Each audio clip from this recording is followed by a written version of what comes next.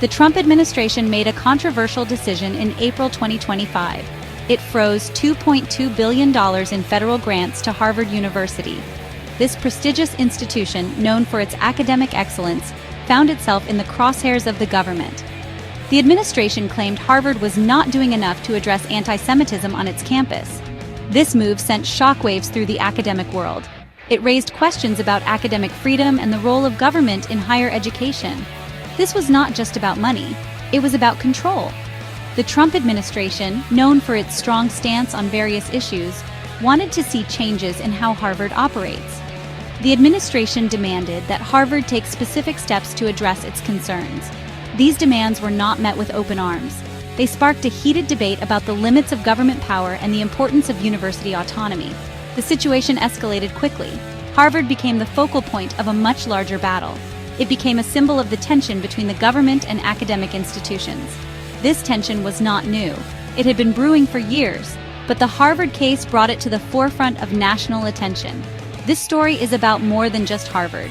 It is about the future of education in America. It is about the balance of power in a democratic society.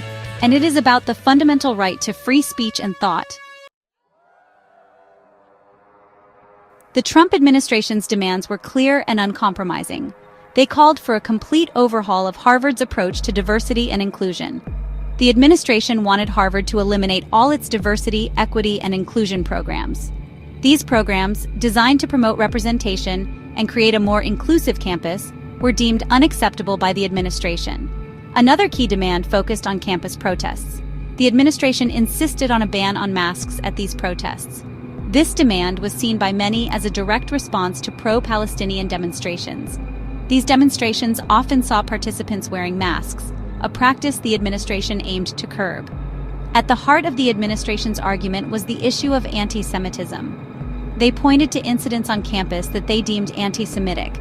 These incidents, they argued, were not isolated events but rather indicative of a larger problem within the university.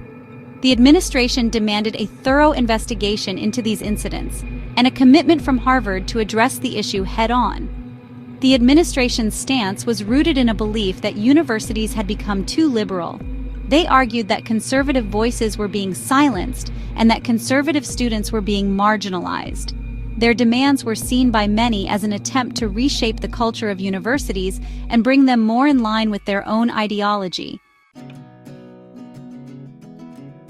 Harvard University refused to bow to the pressure. The university's leadership stood firm, rejecting the administration's demands outright. They argued that these demands constituted an infringement on their academic freedom.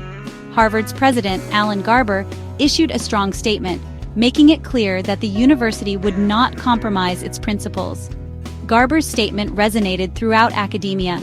Support for Harvard poured in from other prestigious institutions. Stanford University, another giant in the world of higher education, publicly backed Harvard. Stanford's leaders echoed Harvard's concerns about academic freedom, arguing that universities must be free from government interference. The nation found itself divided on the issue. Some applauded the Trump administration's bold stance, arguing that universities had become too liberal and out of touch. They believed that the administration was right to hold universities accountable for what they perceived as anti-Semitism and a lack of diversity of thought. Others condemned the administration's actions, viewing them as a dangerous overreach of government power. They argued that the administration was attempting to silence dissenting voices and impose its ideology on institutions of higher learning. The debate raged on, with no easy answers in sight. It was a debate that went beyond the walls of Harvard, reflecting a deeper societal divide on issues of free speech, academic freedom, and the role of government in a democratic society.